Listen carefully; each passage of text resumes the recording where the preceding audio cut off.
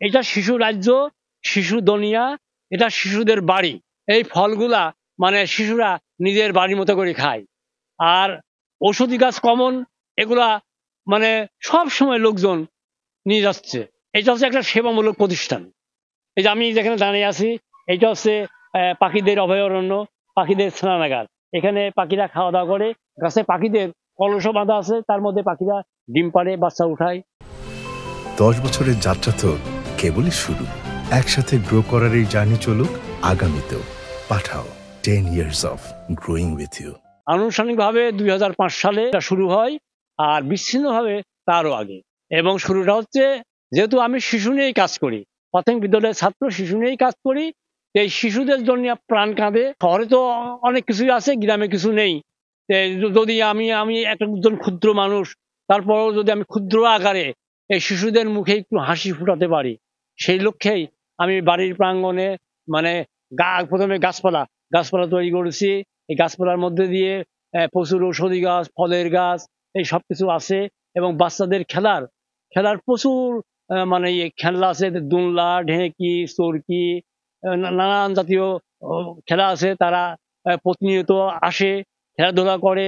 আর সবচেয়ে কঠিন জিনিস, এখন তো আমি মানে একটা পাগলের মতো কি রকমের, এই পাড়ার সমস্ত মারা বাচ্চা নিয়ে বাচ্চা কান্না শুরু করে যে পার্কে যায় আমি খাবো, পার্কে না গেলে আমি খাবো না। এই মারা বাচ্চাদের নিয়ে আসে, তখন খুব ভালো লাগে।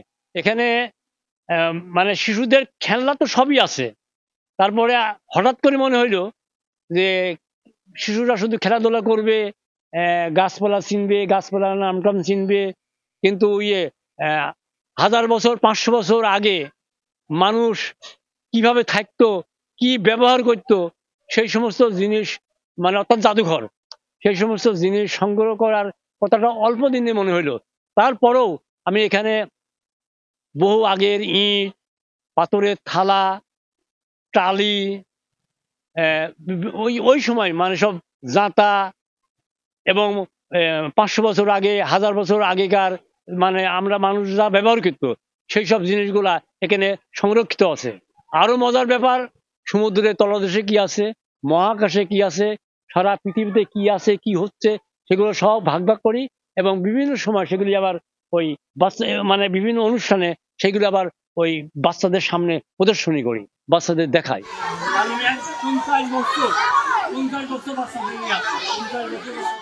এখানে আমরা অনেক ধরনের খেলা খেলি এবং আর্ট পরীক্ষা হয়, মোরগ লড়াই খেলি, এবং আমরা এখান থেকে অনেক পুরস্কার পেয়ে যাই। এখানে আর্ট প্রতিযোগিতা হচ্ছে, আমি প্রতিযোগিতায় অংশ নিয়েছি। দড়ি টানাটানি, মোরগ লড়াই, দোলনা খেললাম। আমার এখানে আসতে খুব ভালো লাগে। কাশফুল, বন, এগুলো দেখতে পাই, এগুলো নিয়ে আজকে ছবিটা আঁকতে হচ্ছে। স্কুলে তার যে মন মানসিকতা, সে রিটায়ার করার পরেও সে পোলাপানের সাথে করে যে বেড়াতে চলতে ফিরতে যে আনন্দময় করে, সেটা তার নিজের অর্থ ব্যয় করে। নাসির স্যারের কার্যক্রম আসলে খুবই প্রশংসনীয়। উনি খুব বড় মনের মানুষ। ওনার জীবনে রিটায়ার করে যে টাকা পেয়েছে, ওনার নিজস্ব জায়গা, নিজস্ব অর্থায়নে এই কুলসুম নেশা শিশু রাজ্য গড়ে তুলেছে। এখানে শিশুরা সকাল হলে ছুটে আসে, এবং ছুটির দিনে অনেক কোলাহল, অনেক ব্যস্ততা থাকে শিশুদের নিয়ে। স্যার সবসময় বই পড়ান। স্যারের আমি ওনার স্টুডেন্ট ছিলাম। স্যার অনেক ভালো মনের মানুষ। এখানে বই আছে আপনার, তারপরে জাদুঘরে অনেকগুলো জিনিস আছে, তারপর খেলাধুলার জিনিস আছে, সবই আছে। আবার আপনার ব্যায়াম করার জন্য ওগুলো আছে। আমাদের বাচ্চারা তো সবসময় থাকে, সকাল বিকেল সবসময়ের জন্যই থাকে।